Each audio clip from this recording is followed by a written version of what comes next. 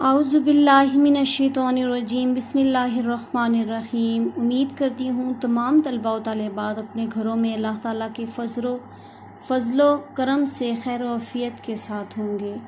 جماعت پنجم اسلامیات صفحہ نمبر 16۔ بچوں، اس کا پہلا پارٹ جو ہے وہ ہم کمپلیٹ کر چکے ہیں، اطاعت رسول صلی اللہ علیہ وآلہ وسلم اور اس کی اہمیت۔ آج ہم نے اس کا دوسرا پارٹ کمپلیٹ کرنا ہے، جو ہے سنت نبوی صلی اللہ علیہ وآلہ وسلم اور اس کی اہمیت۔ تو پیارے بچوں، سب سے پہلے میں آپ کو سنت کے بارے میں تھوڑا سا بتا دوں کہ سنت کیا ہے۔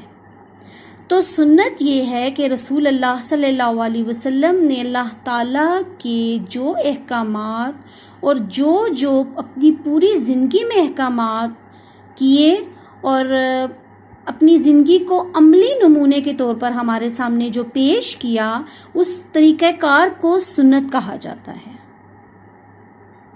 سنت کے معنی طریقہ یا رستہ کے ہیں۔ اللہ تعالیٰ نے اپنے آخری رسول حضرت محمد صلی اللہ علیہ وآلہ وسلم کے ذریعے اپنا پیغام ساری دنیا تک پہنچایا۔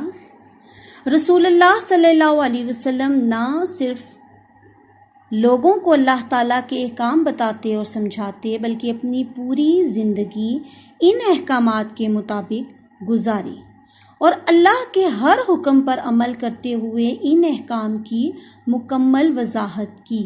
آپ صلی اللہ علیہ وآلہ وسلم کی زندگی کا ہر عمل اور طریقہ سنت کہلاتا ہے۔ تو پیارے بچوں، اس سے ہمیں کیا وضاحت ہو رہی ہے کہ رسول اللہ صلی اللہ علیہ وسلم نے نہ صرف لوگوں کو یہ اللہ تعالیٰ کے احکامات بتائے اور سمجھائے، بلکہ پریکٹیکل کر کے اس چیز کو بھی بتایا کہ کیا اچھا ہے، کیا برا ہے، کیا اسلامی نظر سے ٹھیک ہے اور کیا غلط ہے۔ یعنی انہوں نے اپنی پوری زندگی میں وہی سر انجام دیا جیسا کہ انہوں نے لوگوں کو بتایا۔ سنت نبوی صلی اللہ علیہ وآلہ وسلم کی اہمیت۔ قرآن مجید نے نبی اکرم صلی اللہ علیہ وآلہ وسلم کی شخصیت کو مستقل رہنما اور بہترین قائد کی حیثیت سے پیش کیا ہے۔ قرآن مجید میں ارشاد ہوتا ہے، لَقَدْ كَانَ لَكُمْ فِي رَسُولِ اللَّهِ أُسْوَةٌ حَسَنَةٌ۔ سورۃ احزاب میں یقیناً تمہارے لیے اللہ کے رسول صلی اللہ علیہ وآلہ وسلم کی زندگی میں بہترین نمونہ ہے۔ تو پیارے بچوں، سورۃ احزاب میں اللہ تعالیٰ نے یہ بتا دیا ہے، یہ بیان فرما دیا ہے کہ رسول اللہ صلی اللہ علیہ وآلہ وسلم کی زندگی ہمارے لیے بہترین کامیابی ہے، بہترین کامیابی کا رستہ ہے، بہترین نمونہ ہے، بہترین رستہ۔ نبی پاک کی زندگی کو دیکھ کر ہم وہ رستہ چنیں گے جس سے ہمیں کامیابی اور فلاح حاصل ہوگی۔ پھر بتایا جا رہا ہے کہ دنیا میں اس وقت کوئی دین ایسا نہیں جو اپنے احکامات عملی نمونے کے ساتھ پیش کرے۔ پیارے بچوں، اس لائن کے اندر بہت بڑی بات بیان کی گئی ہے کہ دنیا میں بہت سے مذہب ہیں کہ لوگ اپنے اپنے مذہب کو انہوں نے اپنایا ہوا ہے، لیکن ہمارا اسلام جو ہمارا مذہب ہے، اس میں اللہ تعالیٰ نے واحد یہ اپرچونٹی مسلمانوں کو دی ہے کہ ہمارے اسلام میں ہر چیز کو عملی طور پر بیان کیا گیا ہے۔ نبی پاک صلی اللہ علیہ وآلہ وسلم نے ہر چیز جو اللہ تعالیٰ نے حکم دیا ہے اس کو کر کے دکھایا ہے، اپنے عمل کے ذریعے سے اس کو کر کے دکھایا ہے۔ یہ کسی بھی اور مذہب کے اندر موجود نہیں ہے۔ یہ اعزاز صرف دین اسلام ہی کو حاصل ہے۔ اس طرح پوری انسانی تاریخ میں رسول اللہ صلی اللہ علیہ وسلم کی شخصیت ہی ایسی ہے کہ جن کی زندگی کے ایک لمحے میں تفصیل موجود ہے، جس کی وجہ سے ہم زندگی کے تمام پہلوؤں میں، خواہ وہ معاشرتی ہوں، معاشی ہوں، سیاسی ہوں، اخلاقی ہوں یا روحانی ہوں، سنت نبوی صلی اللہ علیہ وسلم سے مکمل رہنمائی حاصل کر سکتے ہیں۔ قرآن کی روح سے حضور صلی اللہ علیہ وآلہ وسلم معلم بھی ہیں، حاکم بھی ہیں، قاضی بھی ہیں، رہنما بھی ہیں اور نمونہ تقلید بھی۔ سنت نبی صلی اللہ علیہ وآلہ وسلم ہی دنیا اور آخرت میں کامیابی حاصل کرنے اور اللہ تعالیٰ کی محبت اور رضا حاصل کرنے کا بہترین ذریعہ ہے۔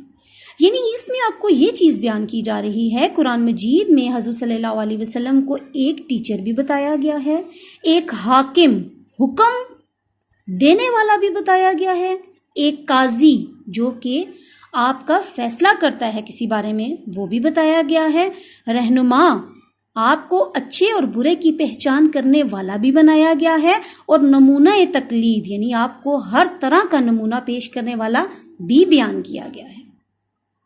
اور پھر یہ بیان کیا گیا ہے کہ سنت نبی صلی اللہ علیہ وسلم ہی دنیا اور آخرت میں آپ کی کامیابی کا رستہ ہے، آپ کی کامیابی کا ذریعہ ہے۔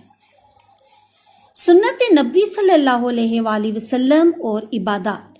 قرآن مجید وہ آخری آسمانی کتاب ہے جو حضور اکرم صلی اللہ علیہ وسلم پر نازل فرمائی گئی، جس میں زندگی سے متعلق تمام تر احکامات وضاحت کے ساتھ بیان کیے گئے ہیں، لیکن بہت سے احکامات ایسے ہیں جن کی وضاحت ہمیں رسول اکرم صلی اللہ علیہ وسلم کی زندگی سے ملتی ہے۔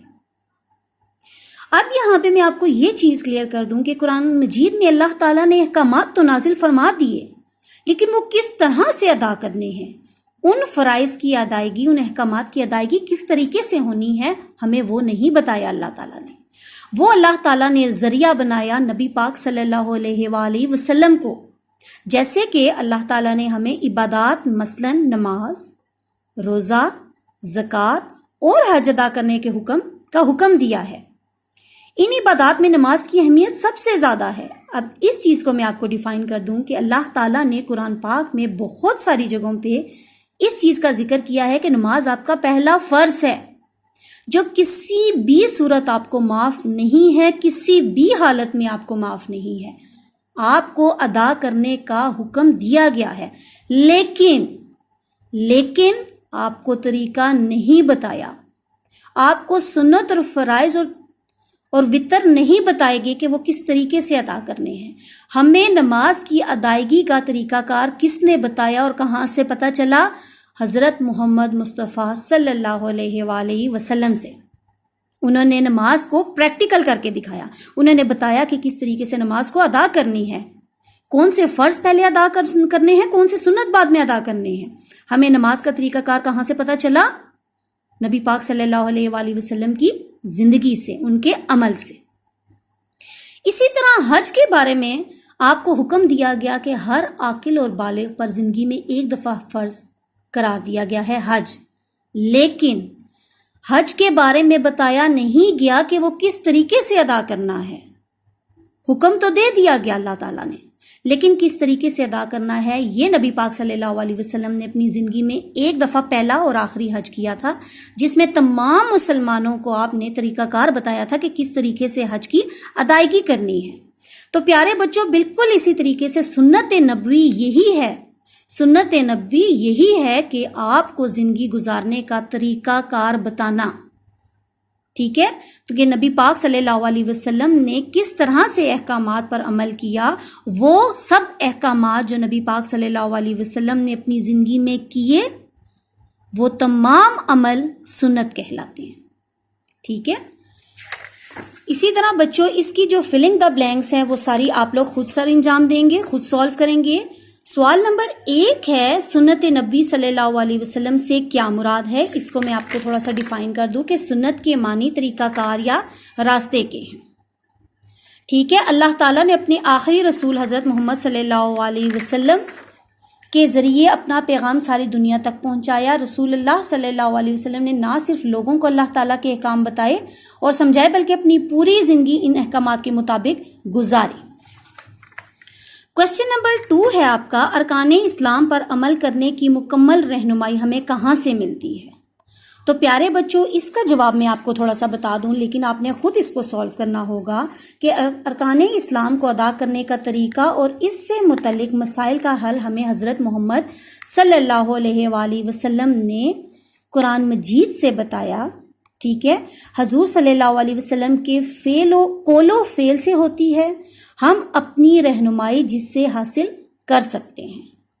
اسی طرح سورۃ العمران کی آیت کے مطابق اللہ تعالیٰ نے مومنوں پر کیا احسان فرمایا؟ کوشچن نمبر 3 بھی آپ خود سولو کریں گے۔ کوشچن نمبر 4 ہے اتباع رسول صلی اللہ علیہ وآلہ وسلم کے بارے میں قرآن مجید کیا حکم دیتا ہے؟